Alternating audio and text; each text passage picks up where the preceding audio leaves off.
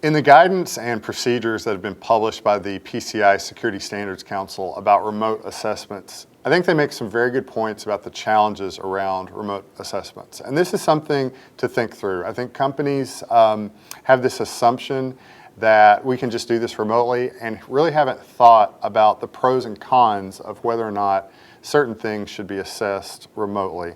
And I just want to go over the reasons that the council publishes that it's a challenge to do a remote assessment. First of all, they say that there's a misconception that a remote assessment requires less effort. A lot of people do hold this misconception that because it's remote, it should be easier. And that's just not true. In some cases, some of the controls that need to be reviewed are very difficult to review remotely. It's simpler to do it in person. I can think of our walkthroughs of data centers and the observation of physical controls. When you're looking at things through the lens of a camera that's walking you through a situation as opposed to being able to be there and see how those physical controls are operating and the environment that's around it as opposed to the tunnel vision that sometimes a remote camera brings, it actually makes it more difficult to assess the security of a room or a data center or something like that. And so people automatically think that it's easier remotely when many things end up being more difficult and require more time. They also point out that there is the reduced ability for the assessor to witness controls and processes firsthand as they occur. This can be very important for the testing procedures around reperformance. When you want someone to demonstrate how they performed a task, because it's something that happens monthly or weekly at a time when you're not there in order to see it, you ask people to reperform that. And many things get exposed. Many very important findings come out of that reperformance. And when you're remote, you don't get that ability many times to observe something happening in real time.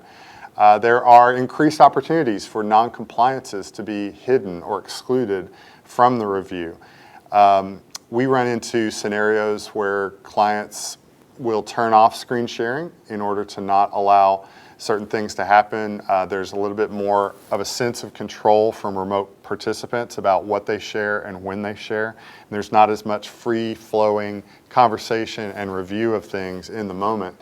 I can think of an example where someone turned off the screen sharing in order to disable terminated users and then show us that the people had been deactivated, but it was very difficult in that scenario to know exactly what they were doing because they were able to turn off screen sharing in that situation, and that wasn't revealed until the logs were looked at later. And so it just increases those opportunities to miss those kinds of things.